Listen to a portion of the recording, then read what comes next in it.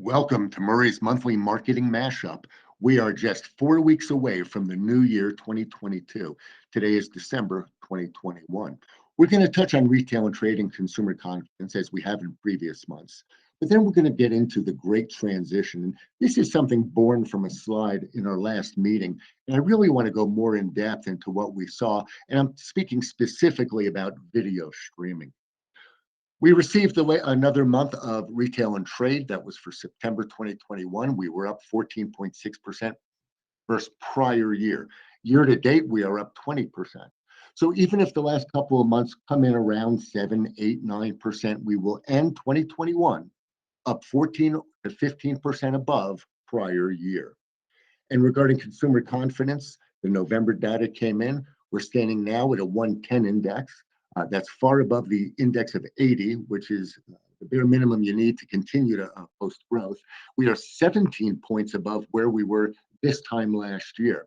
And the big note from the Consumer Confidence Board is that the economic expansion will continue at least until early 2022. I said we wanted to touch on streaming, but this comes born from something else and falls in line with something else, and that's specifically our cord cutters and cord nevers, because this is changing the way people get video entertainment. Now, not just inside the home, but outside the home, but even inside the home, how they're getting it is different than just 10 years ago. What we're going to see moving into 2022 are another 7.3 million people cutting their cable cord. And we're going to have another 2 million or so, give or take, who never were connected via cable or anything along those lines.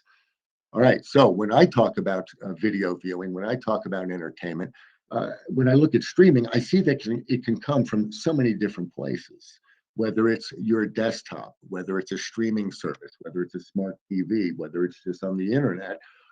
You're going to see that right now, today, there are 200 million US adults, 18 plus, who are streaming video each and every single month.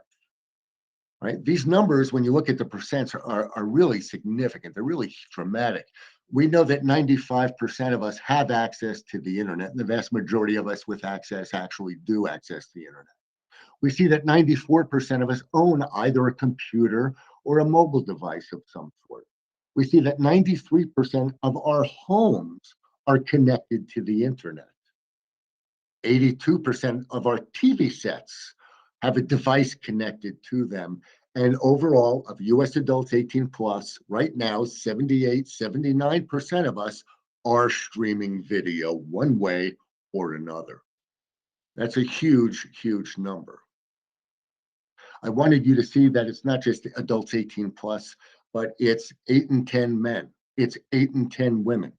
It's 9 in 10 of the youngest adults, and even right now, over half of the oldest adults in our population, those 65 plus. And when we talk about key or sellable demos from traditional media, we're talking about 9 in 10 adults 18 to 49, 9 in 10 adults 25 to 54, 9 in 10 working women, and 9 in 10 business decision makers, all streaming video. And what we see is that the number of different streaming services is going up. If you go back 2 years ago, on average, people were using 4 services per household. That went up to 4.4. And in 2021, just coming up on 5 different services. And what do we know about people who stream? Well, when we look at those streaming during the typical week, we see they're watching 16% less TV.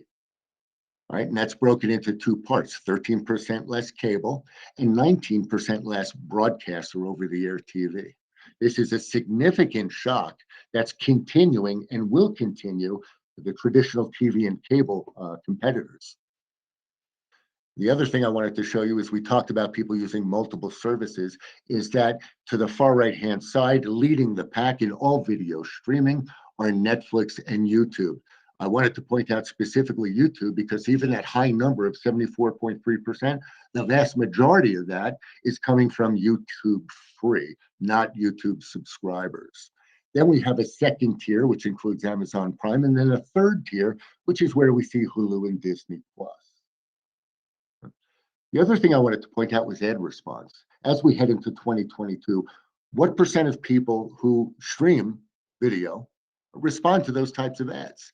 And what we see is that today, 29.4%.